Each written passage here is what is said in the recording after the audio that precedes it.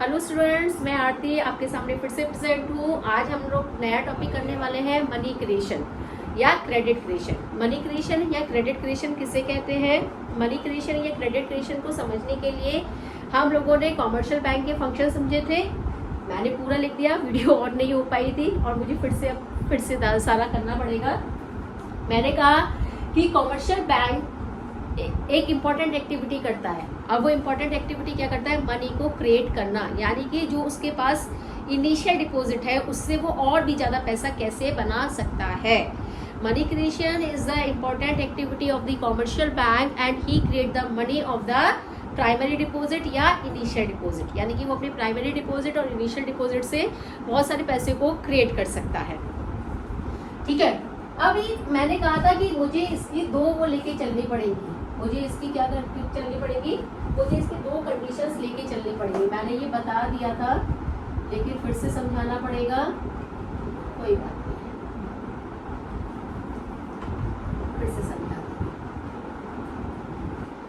ठीक है, सबसे पहले दो अजम्पशंस लेके चलनी पड़ेंगी। पहली अजम्पशन ये है कि all the commercial bank is known as the one unit. जितने भी एंटायर कमर्शियल बैंक, जो भी हमारी इकोनॉमी में जितने भी कमर्शियल बैंक हैं, जैसे आईसीआईसीआई बैंक हुआ, एसडीएफसी हुआ, पंजाब हुआ, रिजर्व बैंक ऑफ इंडिया हुआ, जितने भी सारे कमर्शियल बैंक हैं जो भी भाई डिपॉजिट्स जमा करते हैं, लोगों का पैसा जमा करते हैं और लोन की फॉर्म में देते हैं, वो सारे के सारे एक ही यूनिट से होंगे, यानी कि एक ही कमर्शियल बैंक की यूनिट से होंगे। पहली अजम्पशन ये है कि all the commercial bank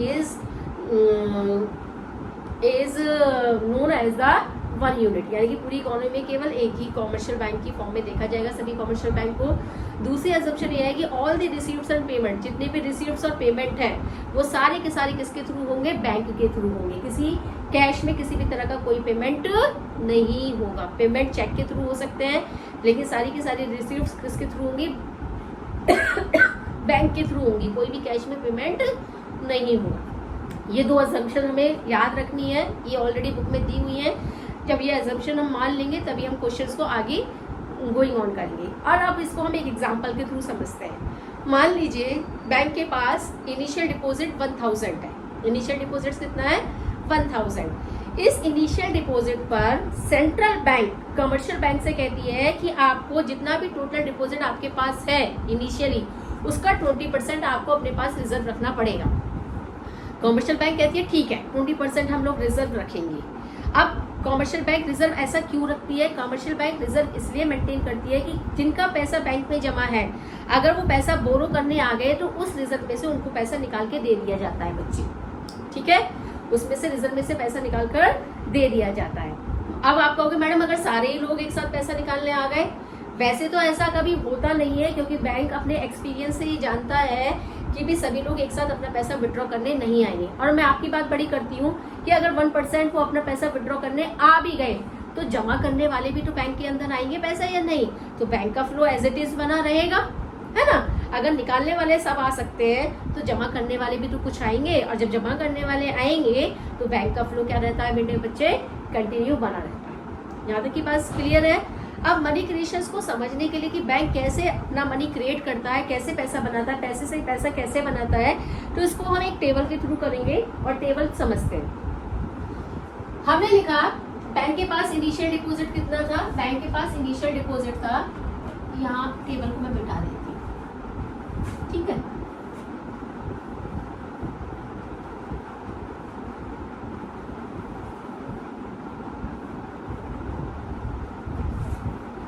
bank के पास इनिशियल डिपॉजिट कितना था? अभी मैंने बताया था इनिशियल डिपॉजिट था बैंक के पास 1000। यस या नो? अब इस 1000 रुपए का 20% बैंक अपने पास लीगल रिजर्व रेशो रखता है, यानी कि सेंट्रल बैंक ने कहा है कि भैया तुझे इतना पैसा अपने पास रखना ही रखना है। तो 1000 का 20% देखते हैं कितना हुआ। 1000 का 20% हो गया हमारा 200 रुपीज। बैंक अपने पास 200 रुपीज रख लेता है। फिर बाकी पैसे का क्या करता है? बैंक इस 800 रुपीज को लोन की फॉर्म में, जिनको पैसे की रिक्वायरमेंट है, लोन की फॉर्म में प्रोवाइड करता है। लेकिन शर्त यही है कि अगर बैंक किसी को पैसा उधार देगा तो कहाँ देगा? बैंक में।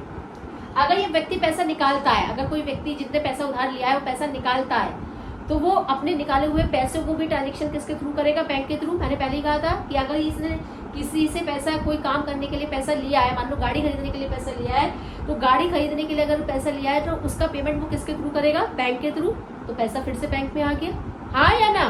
पैसा बैंक में फिर से आ गया, यानी कि ये 800 रुपीज बैंक में आ गया फिर से। अब जब बैंक में फिर से ये पैसे आ गए तो 800 का फिर से 20% क्या दिया जाएगा? रिजर्व रखा जाएगा। 800 का 20% कितना हो गया? 160।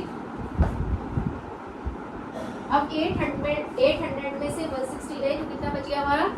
640। ये भी कहाँ जाएगा? बैंक में, है ना भाई, जिसने पैसा यूज किया 640। अब 640 का फिर से बैंक क्या करेगी? रिजर्व रखेगी, फिर से 640 का रिजर्व रखेगी, यानी कि बैंक 640 का फिर से रिजर्व रखती है। कितना परसेंट? 20%। कितना आ गया? 128। यहाँ पर LRR रखा इसने 128। यहाँ कितना बच गया? 640 में से 512, फिर 512 इधर आ जाएगा। तो इस तरह से ट्रांजेक्शन चलती रहेगी। और ये ट्रांजेक्शन कब तक चलेगी? जब तक हमारा LRR पूरा इनिशियल डिपॉजिट्स के बराबर ना हो जाए। वो कहेगा मैम ऐसे तो बहुत टाइम लगेगा, ये चेक करती रहूंगी मैं बार बार। नहीं बेटा, इसका एक फॉर्मूला है, मनी मल्टीप्लर का फॉर्मूला है। क्या फॉर्मूला है? क्रेडिट क्रिएशन या मनी मल्टीप्लर का। देखो मैं फॉर्मूला यहाँ लिख रही हूँ, मनी मल्टीप्लायर और या क्रेडिट क्रिएशन, एक ही बात है, 2 मिनट पहले कहा था। इसका फॉर्मूला है 1/LRR। ठीक, अब 1 तो है ही, LRR कितना परसेंट रख रहा था? 20%। अगर मैं इसको सॉल्व करूँ 20 को, अगर मैं परसेंटेज निकालूँ तो 20/100 करूँगी, हाँ या ना? इसको इससे खत्म कर दिया तो कितना आया? 0.5। तो यानी कि 1/0.5, 20% को मैं क्या लिख सकती हूँ यहाँ पे? 0.5, हाँ या ना? सॉल्व करके अब यहाँ से इसको सॉल्व किया तो ये कितना आ गया?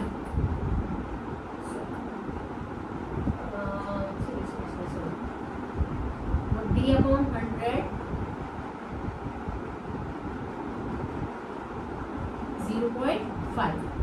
तो मैंने लिखा यहाँ पे, मतलब 20 को मैं 0.5 लिख सकती हूँ, 1/0.5। इसको सॉल्व किया, ये वाला पॉइंट टाइम ऊपर 0 वाली,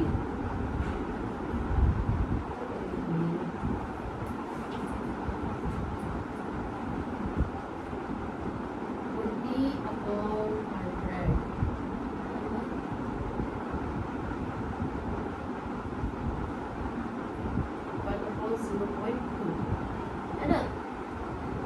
आगे 20 का अगर मैं परसेंटेज निकाल दूँ तो कितना आया? 0.2।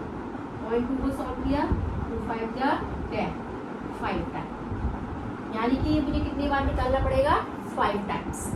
मैंने 3 टाइम्स निकाला हुआ है, 5 टाइम 5। अब ये जो 5 आया है इसका मल्टीप्लाई किससे कर दो? इनिशियल डिपॉजिट से। कितना आ गया? 5000। ये ऑलरेडी कितना है? 1000। ये इनिशियल डिपॉजिट्स के बराबर होना चाहिए।